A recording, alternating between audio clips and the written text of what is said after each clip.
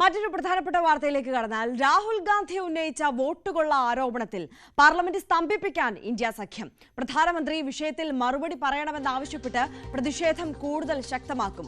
തുടർ പ്രതിഷേധങ്ങൾ ചർച്ച ചെയ്യാൻ AICC സെക്രട്ടറിമാരുടെ യോഗവും ഇന്ന് ഡൽഹിയിൽ ചേരും. അതേസമയം ബീഹാറിലെ വോട്ടർ പട്ടിക പരിഷ്കരണത്തിനെതിരായ ഹർജികൾ ഇന്ന് സുപ്രീം കോടതി പരിഗണിക്കും. കോൺഗ്രസും പ്രതിപക്ഷ പാർട്ടികളും സംഘടനകളും നൽകിയ ഹർജികളാണ് പരിഗണിക്കുക. രാഹുൽ ഗാന്ധി ഉന്നയിച്ച വോട്ടുകൊള്ള ആരോപണവും ഹർജിക്കാർ ഉന്നയിക്കാനാണ് സാധ്യത. MG മിഥുൻ കൂടുതൽ വിവരങ്ങളുമായി ചേരുകയാണ് നാഷണൽ ഡെസ്കിൽ നിന്ന്. Mithun, very good morning. പ്രധാനപ്പെട്ട വിഷയം നമ്മൾ ഇന്നലെ കണ്ടതാണ്. പ്രതിപക്ഷ നിരയുടെ വീറും പോരാട്ടവും എത്രത്തോളം ഉണ്ട് എന്നുള്ളത്. എത്രത്തോളം ശക്തമായ പ്രതിഷേധത്തിനാണ് ഇന്നലെ രാജ്യ തലസ്ഥാനം സാക്ഷ്യം വഹിച്ചത്. ആ പ്രതിഷേധം തുടരും എന്നുള്ള കാര്യത്തിൽ തർക്കമൊന്നുമില്ല.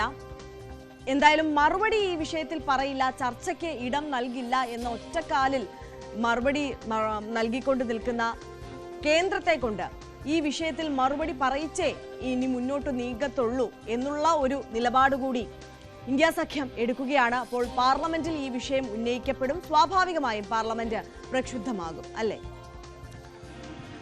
Arya, good morning. എന്തായാലും ഈ ഒരു വിഷയത്തിൽ പ്രതിപക്ഷത്തിന്റെ ഒരു ഐക്യം തന്നെയാണ് നമ്മൾ എടുത്തു പറയേണ്ടത്. കാരണം 2024 ലോക്സഭാ ഫലം വന്നതിന് പിന്നാലെ ഈ പ്രതിപക്ഷ നിരയിൽ അല്ലെങ്കിൽ ഇന്ത്യ സഖ്യത്തിൽ വലിയ വിള്ളലുകൾ ഉണ്ടായിരുന്നു. ആം ആദ്മി പാർട്ടി ഡൽഹിയിൽ ഒരുമിച്ച് മത്സരിക്കുന്നില്ല എന്ന് വ്യക്തമാക്കിയിരുന്നു. ഒപ്പം തന്നെ പിന്നാലെ അവർ ഇന്ത്യ സഖ്യത്തിൽ നിന്ന് വിട്ടുപോകുന്നു. ഒപ്പം തന്നെ തൃണമൂൽ കോൺഗ്രസ് പല കാര്യങ്ങളിലും വിയോജിപ്പ് രേഖപ്പെടുത്തി മാറി നിൽക്കുന്ന ഒരു സാഹചര്യം ഉണ്ടായിരുന്നു. ഒപ്പം പല ഘട്ടങ്ങളിലും ജമ്മു കാശ്മീരിലെ ഒമർ അബ്ദുള്ള പല വിഷയങ്ങളിലും നരേന്ദ്രമോദിയോട് കൂടുതൽ അടുക്കുന്നതൊക്കെ കാഴ്ച നമ്മൾ കാണുകയും ചെയ്തായിരുന്നു. അതിന് പിന്നാലെയാണ് ഈ രാഹുൽ ഗാന്ധി ഉന്നയിച്ചിട്ടുള്ള ഈ വോട്ടുകൊള്ള വിവാദം. അത് ഈ ഒരുപക്ഷെ ഇന്ത്യ സഖ്യത്തെ വീണ്ടും കൂടുതൽ അടുപ്പിക്കുന്നു അല്ലെങ്കിൽ ഒരു ഐക്യമായി മാറുന്നു എന്നുള്ളതിൻ്റെ സൂചന തന്നെയാണ് നമുക്ക് കഴിഞ്ഞ ദിവസം കാണാൻ സാധിക്കുകയും ചെയ്തത്. അത് പിന്നീട് നമുക്ക് അതിലൊരു വൈറലായ ചിത്രമൊക്കെ ഉണ്ടായിരുന്നു. അതായത് വെസ്റ്റ് ബംഗാളിൽ നിന്നുള്ള MP താഴേക്ക് വീഴുന്നു. അതിനുശേഷം രാഹുൽ ഗാന്ധിയും ഒപ്പം തന്നെ ജോൺ ബ്രിട്ടാസും പ്രിയ സരോജും സയോനി ഘോഷും അടക്കമുള്ള MP മാരൊക്കെ അവരെ താങ്ങിയെടുത്തുകൊണ്ട് പിന്നീട് ഹോസ്പിറ്റലിലേക്കൊക്കെ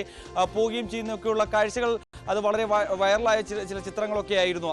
അത്തരത്തിലൊരു സൂചന നൽകുന്നത് വീണ്ടും ഒരു ഐക്യം ശക്തിപ്പെടുന്നു എന്നുള്ളത് തന്നെയാണ്. അത് ഇന്ത്യ സഖ്യത്തെ സംബന്ധിച്ച്, കോൺഗ്രസിനെ സംബന്ധിച്ച് വലിയ ആത്മവിശ്വാസം നൽകുന്നതാണ്. കാരണം ഈ ഒരു വിഷയം ഉയർത്തിക്കൊണ്ട് ഇനിയുള്ള കാര്യങ്ങളിൽ മുന്നോട്ട് പോവുക, പ്രത്യേകിച്ച് ബീഹാർ തെരഞ്ഞെടുപ്പ് വരാൻ പോവുകയാണ്. ആ കാലഘട്ടം വരെയെങ്കിലും ഈ വിഷയം കൂടുതൽ ശക്തമാക്കി ഉയർത്തി നിർത്തുക എന്നുള്ളൊരു കാര്യമാണ് കോൺഗ്രസ് ആലോചിക്കുകയും ചെയ്യുന്നത്. ഇതിൻ്റെ ഭാഗമായി കൂടുതൽ ക്യാമ്പയിനുകൾ നടത്തുക, ഒപ്പം തന്നെ ജനങ്ങളിലേക്ക് ഇറങ്ങിച്ചെന്നുകൊണ്ടുള്ള പ്രവർത്തനം നടത്തുക, അതടക്കമുള്ള കാര്യങ്ങൾ ചർച്ച ചെയ്യുക.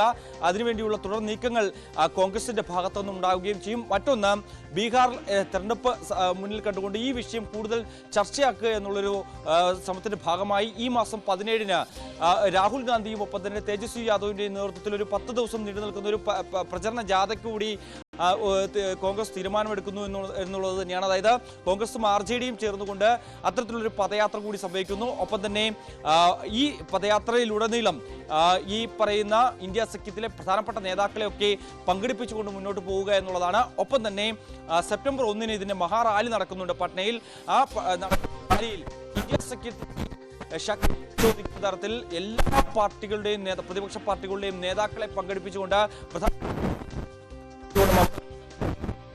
എത്താം. എന്തായാലും ഇന്ന് രാഹുൽ ഗാന്ധി ഉന്നയിച്ച വോട്ടുകൊള്ള ആരോപണത്തിൽ പാർലമെന്റ് സ്തംഭിപ്പിക്കാൻ തന്നെയാണ് ഇന്ത്യ സഖ്യത്തിന്റെ തീരുമാനം. പ്രധാനമന്ത്രി വിഷയത്തിൽ മറുപടി പറയണമെന്നാവശ്യപ്പെട്ട് പ്രതിഷേധം കൂടുതൽ ശക്തമാക്കും. അതേസമയം തന്നെ ഇനി തുടർ പ്രതിഷേധ പരിപാടികൾ ചർച്ച ചെയ്യാൻ വേണ്ടി AICC സെക്രട്ടറിമാരുടെ യോഗവും ഇന്ന് ചേരുന്നുണ്ട്.